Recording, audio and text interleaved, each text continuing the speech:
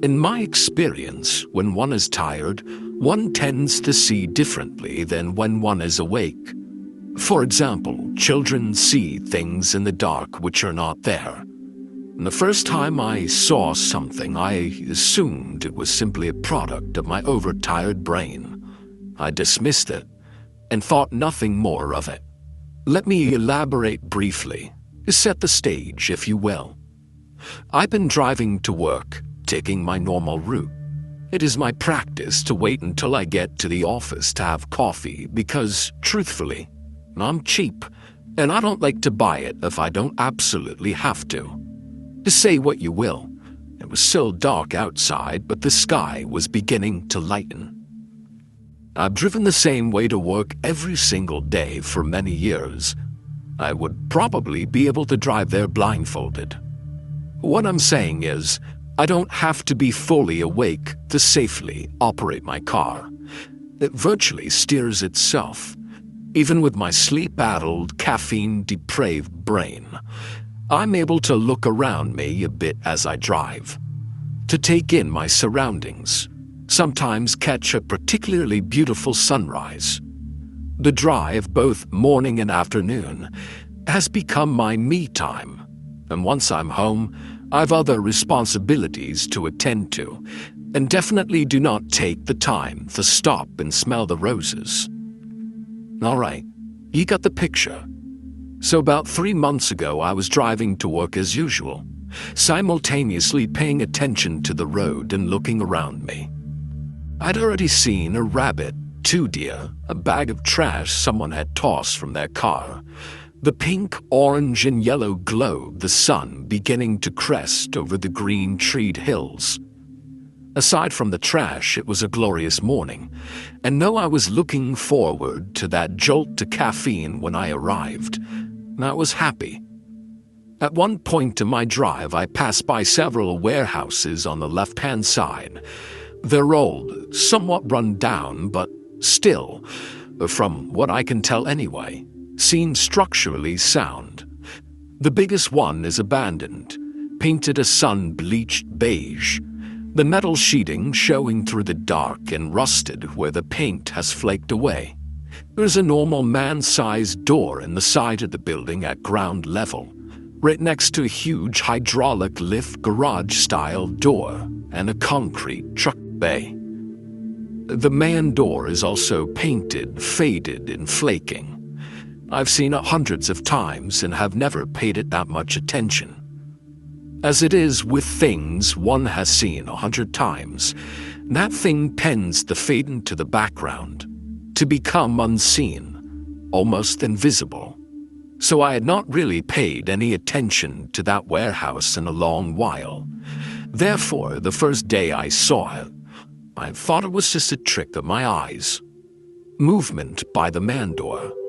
Just a quick glance, nothing I could catch or identify as my car passed by, but movement nonetheless. I processed it the same way I processed most things on my drive to work. And then I was past it, focused on other things. Several days later, I saw it again. I'd forgotten about it altogether, actually, so when I caught the glimpse of movement out of the corner of my eye, I thought, that's twice I've seen the same thing. I wonder if someone is occupying the place now. But again, it wasn't enough for me to stop and investigate. Now, this went on for several mornings, and I began paying closer attention as I drove toward the warehouse. Most mornings, as I neared it, I definitely saw movement, but I could never pinpoint it. Not exactly. Until one morning, about 2 weeks later, I was absolutely certain of the movement. Not just another corner of my eye this time, but clearly and right in front of me. And I immediately became confused. One moment there was movement, the next, nothing. The door didn't open. No one came around the front of the building, and no one went around the concrete truck bay. I would have seen that clearly too. Now, I'm not sure what made me stop this time. To this day, I can't figure it out. I stopped my little silver car in the middle of the road, threw it into reverse, and backed up into the gravel parking area next to the warehouse. That early in the morning, I wasn't worried about running into anyone else on the road. I sat in the car for a few minutes, quietly watching the door, my rear and side view mirrors to see if anything would happen. Yes, there, I said aloud to myself. I'd seen movement again by the man door. I exited my car, shoved my keys into my pocket, and turned around to watch the door directly, head on. It didn't take long before I saw something I will never, ever be able to accurately convey. The only way I can accurately explain it is this. The rust lines, where the paint had cracked and peeled, seemed to coalesce, melt together, swirl around, then separate again and become still. It was the exact movement I'd seen. But now, as I watched, I was more confused than ever, and more curious than ever. You know the saying, curiosity killed the cat. Well, yeah, I'm that sucker. With little to no difficulty, I ignored the internal alarm blaring in my head, yelling at me to get back on the road or I would be late for work. I ignored the clearly posted no trespassing sign on the front of the building. I ignored the strong flight response which arose in me. I ignored all these things because, to my mind, I could not be seeing what I thought I was seeing, and there had to be a rational explanation for it. I would figure out what was going on. I walked with purpose to the door, fully intent upon opening it and finding out what was going on inside that warehouse. I reached for the knob. My fingers touched the rusted, indented metal. Suddenly, and not gently, I was sucked through what I can only call a vortex. I thought I must be inside the warehouse, but when I recovered from the head-spinning, nausea-inducing trip, I looked around me. To say I was surprised would be the understatement of the century. I was in a forest. Everywhere around me were trees, dark and glistening, with the dappled morning light, that scent of evergreen and moist, rotting vegetation heavy in the air. Looking up, I could barely see the tops of the trees. The girth of the trunks around me was beyond imagination. I'd never seen anything like them before, not even when I went to the Sequoia National Park as a kid. Abruptly, I remembered what had just happened and spun around to find the warehouse door.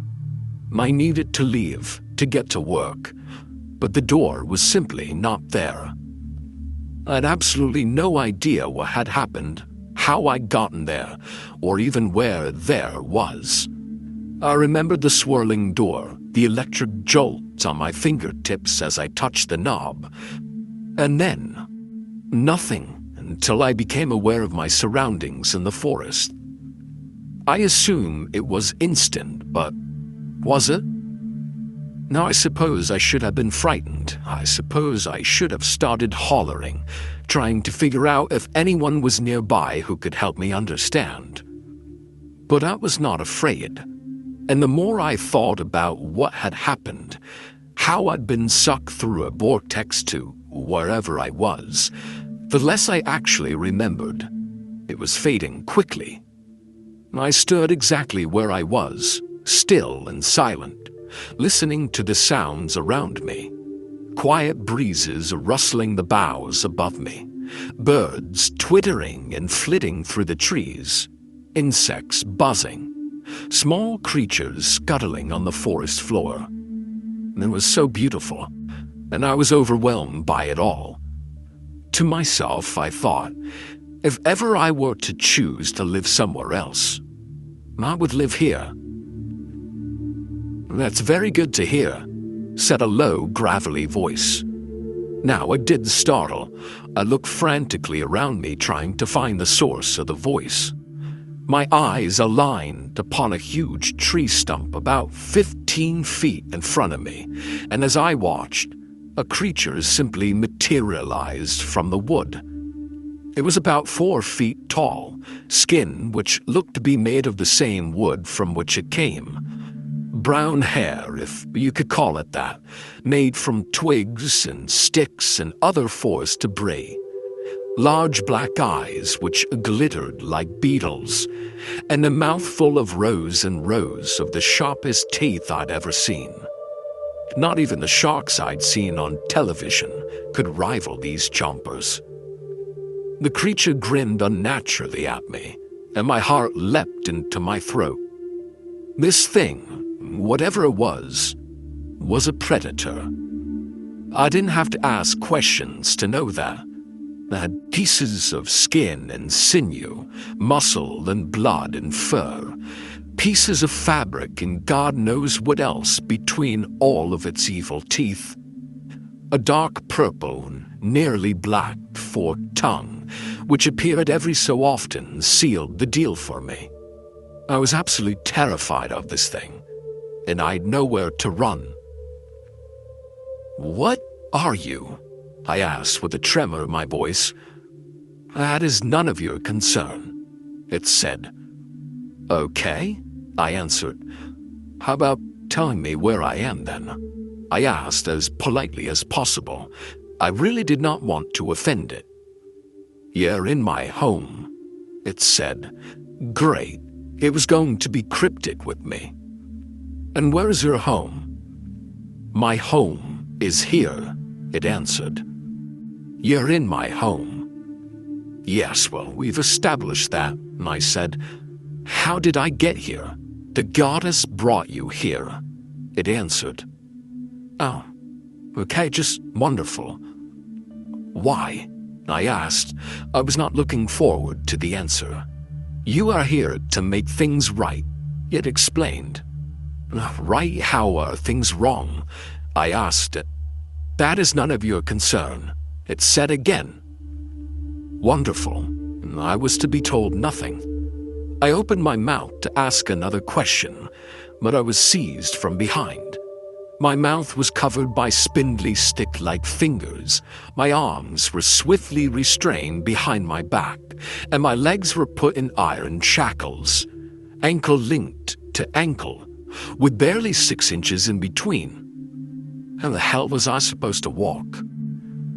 "You will not walk," the creature answered my unspoken thought. Sure enough, I was swept off my feet and flung over the hard shoulder of what I can only assume was another tree-like creature, similar to the predator I'd been speaking with. "Smells good, Deck," said the one who carried me. "You are to transport only, Bay," said the gravelly voice of the original host. Now I'm over 6 feet tall. These creatures could not be more than 4 feet tall. Therefore, my head was quite close to the ground as I was unceremoniously carried away. While I flopped painfully to and fro over this creature's shoulder, I had some time to think, to plan. I was a big guy compared to these things which held me hostage. They were clearly carnivores. They could speak my language, which, for whatever reason, I didn't question. But did the fact that they could speak English make them clever? Could I outsmart them in some way? Whatever situation I found myself in when they released me, could I think fast enough to escape? I could find no scenario from which I could plan, not knowing anything about what I was being brought into. Time felt different here. It felt as if I were carried for hours. But that could have been due to the discomfort I felt. So when I was tossed into a heap to the ground, I lay there groaning, trying to decide if I was injured in some way other than my pride. I was sore, definitely, but I was not otherwise harmed. Then a voice, sweet, low, soft, and melodic. "Deck, they, you have done well. Thank you. You're dismissed." "Mistress," began one of them, "begging your pardon, but would you not feel safer with guarding?" "Thank you for your concern, Deck," The you and Bay are excused. I'll deal with the stranger in my own way." "Yes, mistress," Deck said. From my position on the ground, I could see both Deck and Bay. Oh, how awful they both seemed, retreating from mistress in a subservient manner, bowing deeply, looking down at the ground, walking backwards. I could see saliva drooling from their teeth, dripping to the ground in long strings. I kept my head turned away from mistress. I didn't want to see the creature that lovely voice belonged to. I knew I would not be able to reconcile the voice with its owner. To my mind, only something supremely beautiful should speak with that voice. I expected, now knew, the voice, therefore, could only belong to another one of those horrible tree creatures. "You are quite mistaken, sir," said the beautiful voice, reading my mind. Reluctantly, I lifted my face from the ground and turned to look in that direction from which the voice was coming. I was more surprised at what I saw than when I had been sucked through the vortex into this forest realm to begin with. And there, standing before me, was a radiant, beautiful woman. She was dressed in clothing which seemed to be stitched together from the fabric of the forest itself. Furs, leaves, grasses, sticks, all woven together to create a dress which seemed to rise up from the forest floor, to cover her from toes to shoulders. Her hair was as red as any sunset I'd ever seen, and her eyes glittered the deep green of the trees around her. Her skin was the whitest of porcelain. She was absolutely breathtaking. I tried to stand and failed due to my restraints. My head was telling me I was in the presence of a godlike power, and so I felt it was only right and respectful to kneel, pay homage to this woman. The urge to bow down to her was irresistible. "Please, do not struggle. You're in no danger here," she said. "I'm Gaia, mother of all creation. Every leaf, tree, creature, and rock you see belong to me. They're of my body. My dryad hunters were right to bring you to me. I need your help, stranger." She snapped her fingers and my restraints instantly fell off. I rose to my knees, bowed my head, and without thinking it through in any way, I responded, "I'll help you, whatever it is." Now at the time, I meant it. I truly wanted to do whatever I could to help this lady. My own life forgotten. Work, morning drives, coffee, daily life, all of it forgotten. I was completely and totally her servant, and she knew it. "Yes, I need your help, and I'm grateful to receive it from you willingly," she said. "Please, rise and come with me." I stood, and with eager, almost reverent and worshipful movements, fell into step beside her. I was virtually panting with the want to assist this woman. Being in her presence was more forceful than anything I'd ever felt before. I would quite literally lay down my life for her. In a matter of moments, I'd gone from being concerned about my daily drudgery to willingly following this goddess into the unknown of her forest. I'd not one care for anything I'd left behind. She floated along the forest floor. Instead of walking, her dress seemed to change as the terrain changed, moving her forward fluidly, propelling her without her having to put one foot on the ground. Meanwhile, I was having to jog to keep up, my ungainly, graceless, hulking body tripping over roots and rocks just to keep up with her. Now, of course, I probably would have fared better had I been watching the ground rather than watching her, but it was impossible. I could not look away. She had me so completely captivated. Was it love at first sight? Love, yet not love. Worship? They were the same. They were different. I didn't even care. After what felt like an eternity, we finally came to a clearing in the dense forest, a nearly perfect circle surrounded by trees even larger than the ones I'd seen when I'd first arrived here through the vortex. They were incomprehensible, and everywhere I looked, creatures moved here and there, up and down the trees, busy working. High up, higher than I could truthfully see clearly. Structures. Homes, buildings, swings, lights, and creatures. I had a vague impression of Ewoks living on the forest moon of Endor, but on a much greater scale. Gaia entered the clearing.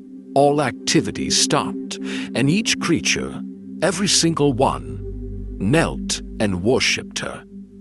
She smiled in her beautiful and easy way and said, "Thank you.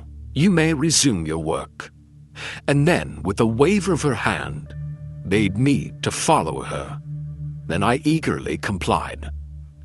On the far side of the clearing, a large and organic structure rose from the forest floor. It, too, was made from sticks, leaves, rocks, and other natural materials. It was to this building we went and entered. Inside it was dark, very dark, and the structure seemed to be soundproof too, because I could no longer hear the sounds of the forest or the noise from the workers above. I could barely hear her moving around within the same room.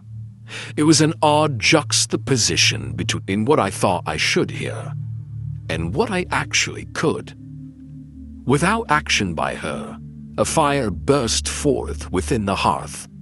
Candles lighted around the room, illuminating the expected continuation of organic decor. Wooden tables and chairs, feathers, soft grasses and pine needles woven together to form a cover for her bed. Small creatures, mice, birds, scurried here and there as if they too were working for her and on urgent errands. "They are," she said. "Everyone here serves me in some form or another, and so shall you too serve me. What is your name, stranger?" I could barely remember. It was some moments' hesitation before I was able to say, "Blake. My name is Blake." "Blake, thank you. Please have a seat." She indicated a long stool on one side of a carved wooden table. "Would you like some nettle tea?" Yeah, sure," I stuttered. "I mean, yes, please." I was loath to refuse her anything, even the offer of tea I didn't really want. I couldn't stop watching her. Every move was grace upon itself. She busied herself over the fire, heating water in a huge black iron kettle. She removed a glass jar from the mantel and shook out what I assume were nettles into two rudely carved but oddly striking wooden cups. She added a pinch of this, a pinch of that, and when she was finished, she poured the steaming water over the whole with a practiced flourish. "There," she said, seating herself prettily on a stool across from me and sliding a cup in my direction. "Please drink. It'll settle your nerves." The tea was hot and it scalded my tongue, but I sat quietly sipping and taking in my surroundings. I felt as if I had fallen into a Hollywood movie.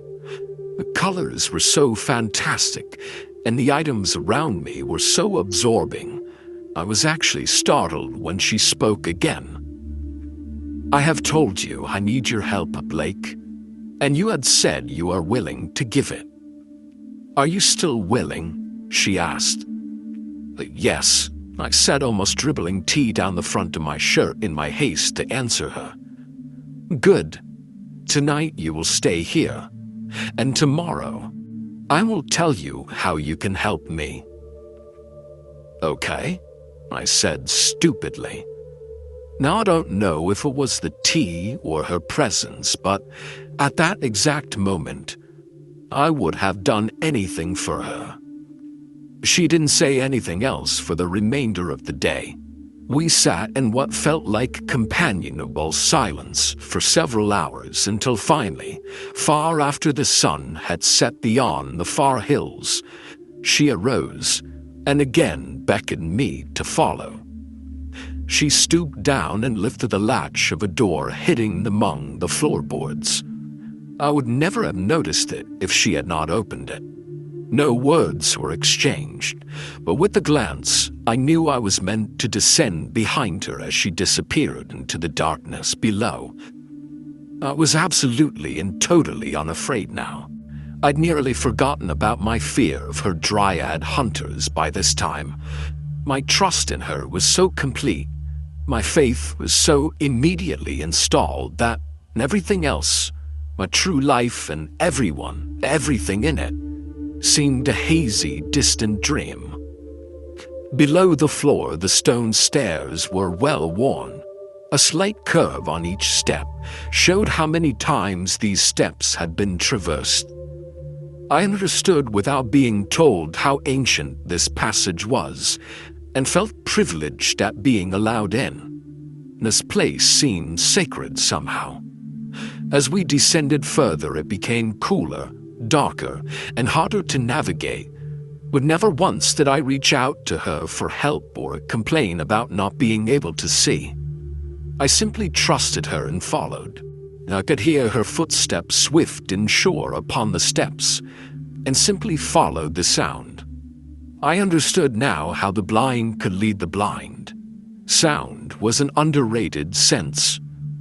Finally, after many minutes, we reached the bottom. She suddenly held the lighted torch in her hand, and I never even bothered to wonder where it came from, or how she lighted it.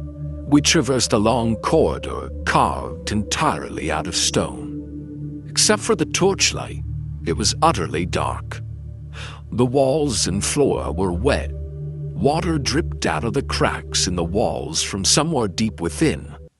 I could hear it trickling. I could smell the coolness, the dampness. And by torchlight, I could see small patches of dark mosses and pale lichen growing on the walls. I was truly in a fairy tale world. And suddenly, she stopped. We'd reached the end of the long corridor. A wall of rock stood solidly in front of us, and to our right was a heavy wooden door. The door was as ornately carved as the table in her house far above, and within the door, a small window had been fashioned. 3 large iron bars spanned the window top to bottom. "You will stay here tonight," she said. I was devastated.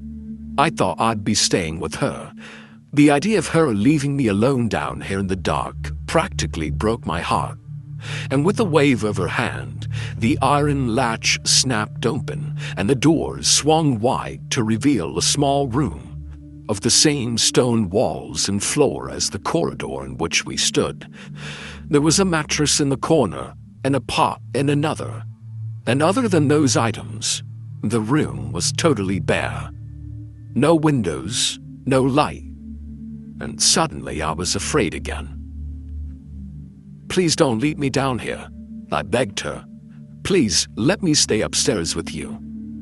If I had been in my right mind, I would have been appalled at the desperation I heard in my own voice, the childish whine.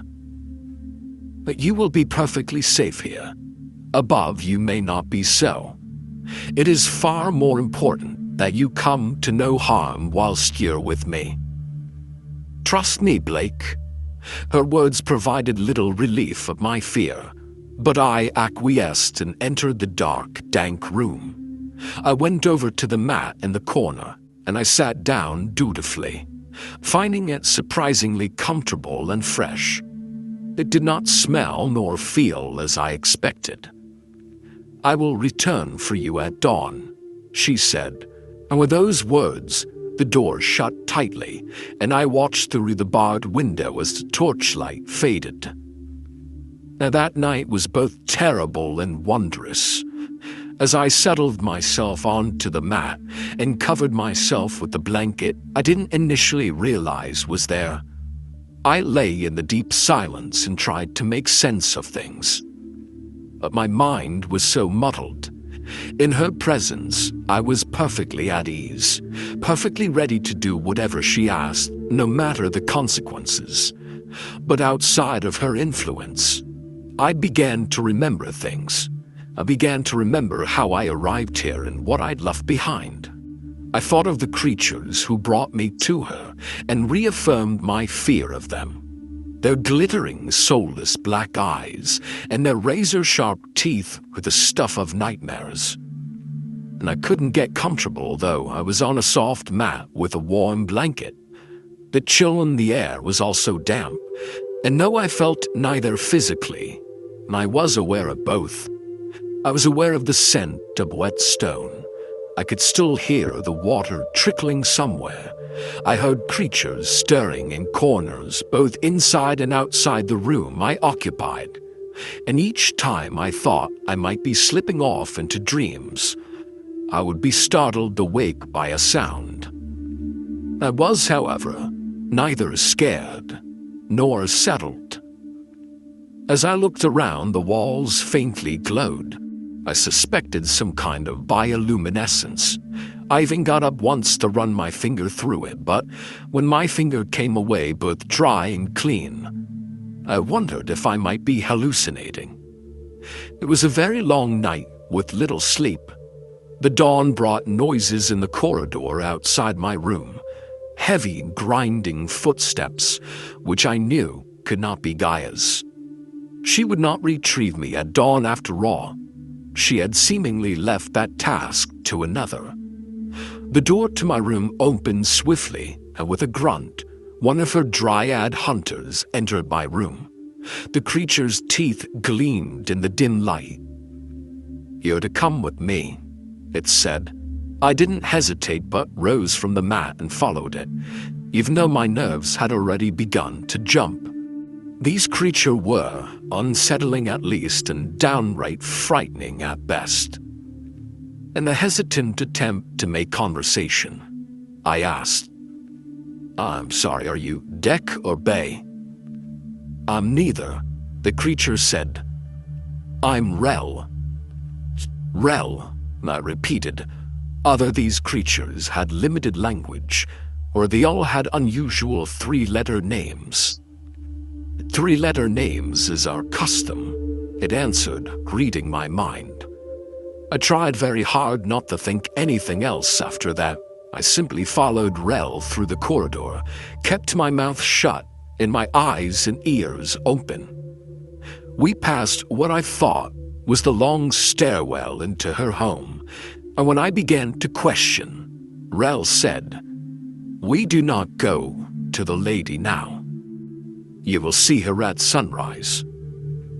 Now, I continued to maintain what I hoped was radio silence in my head until we reached another long flight of stairs going virtually straight up the side of a sheer stone wall.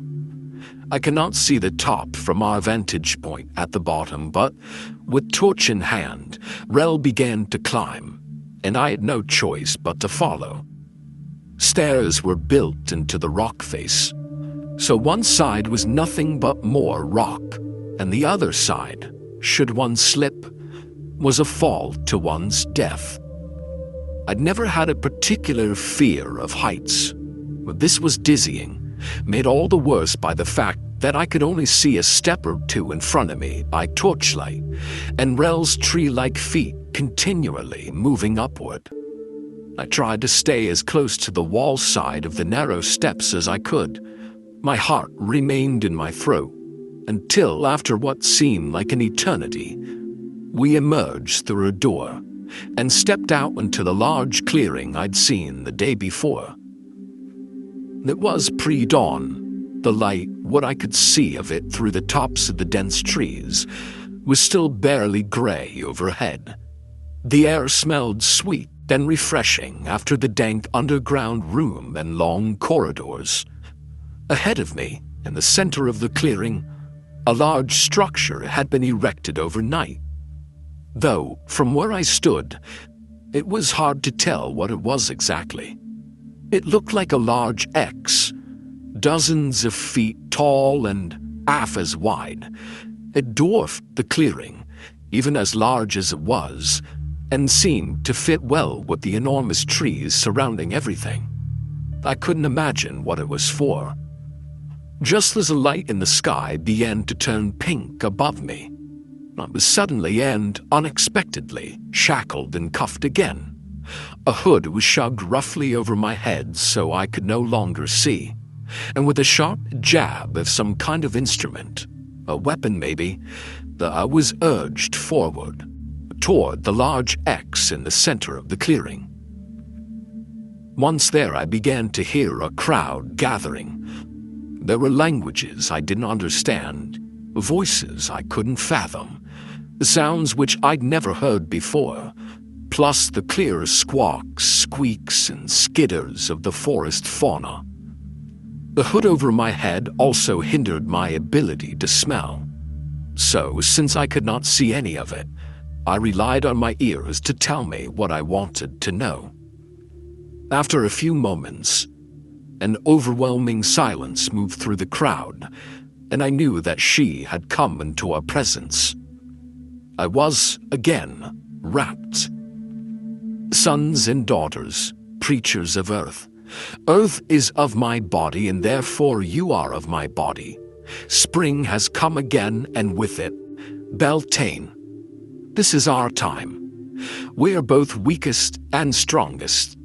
A sacrifice must be made, as happens each year. A sacrifice is given. Our lamb is willing. I was prodded forward again, and as I came into view, a murmur ran through those gathered. Fear gripped me tightly as I suddenly understood what role I was supposed to play, and I began to fight against my captors. These dryad hunters, however short of stature they may be, were virtually strength itself, and I was held immobile. The hood, though hiding my face, did nothing to cover my mouth, and so, restrained as I was, my only recourse was to begin yelling. I have no idea what I said. I know I was very clear about not having agreed to be sacrificed, but otherwise, the words flowed without actual thought. Fear drove them from my mouth in an unintelligible jumble. As I fought, as I yelled, I remember I had work to do. I had family. I had a life. And from out of nowhere, however, a gentle hand was placed on my shoulder, and the dryad hunters released me. The hood was removed from my head, and as my eyes adjusted to the brightening morning light, I found that the lady stood directly in front of me, her face mere inches from mine. I could smell her sweet breath. Her beautiful forest green eyes glimmered with amusement, and as she smiled her gentle smile, I was undone again. This goddess, this mistress of the dryad hunters and all the forest denizens, this woman of the woods and of nature and earth incarnate, was my purpose. "I would have you renew your promise to me, Blake," she said aloud. "Yes," I answered.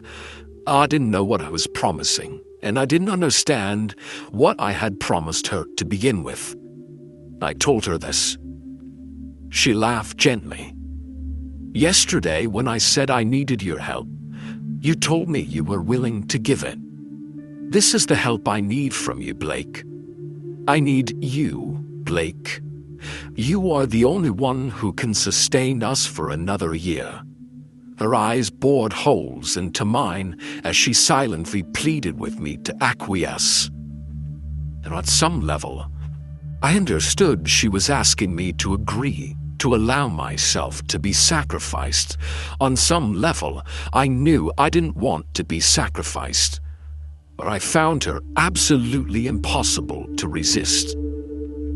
"Yes," I said again, "I will help you. Applause broke out throughout the clearing. Pleased, she grinned at me now, showing rows and rows of teeth unseen before by me, exactly like those of her dryad hunters. Her grip on my shoulder tightened. She was strong, stronger than any I'd encountered here, even her hunters. She said aloud, "Citizens of the forest, creatures of earth, children of my body, this is your sacrifice." There was more applause, and suddenly from all across the clearing, torches were lighted, and creatures of all shapes and sizes moved forward toward the large X structure. A rope was hanging from the crosspoint to the middle of the X, and I was led forward by her, her hands still gripping my shoulder tightly. Two of her dryad hunters came forward and took me from her, upended me so that my feet were in the air and my head was just barely hovering above the ground. The rope was lowered and attached to my feet, securing my ankles together tightly. And then I was hauled up off the ground to hang, 15 feet in the air. She yelled, "Please place your offerings." And one by one, every creature came forward with some kind of offering. I saw shiny things, bits of rock, stacks of leaves tied neatly with twine made from pine needles, baskets of nuts and berries. I saw branches and sticks, feathers, live birds in wicker cages, pieces of meat, and much more. All were placed just beneath me on the ground under the legs of the X. Hanging upside down as I was, I only had to tip my head to see it all. The blood rushed to my head and I began to have trouble seeing. My legs went numb. My arms, hanging uselessly toward the ground, were also numb. And I suspected I'd been drugged, but couldn't figure out how. I looked at Gaia, and she seemed simply radiant. As each sacrifice was placed below me, she grew. Her stomach grew. It was both fascinating and horrifying to watch. As I faded, she was growing, rounder and rounder like the earth itself, the mother of earth, the mother of nature.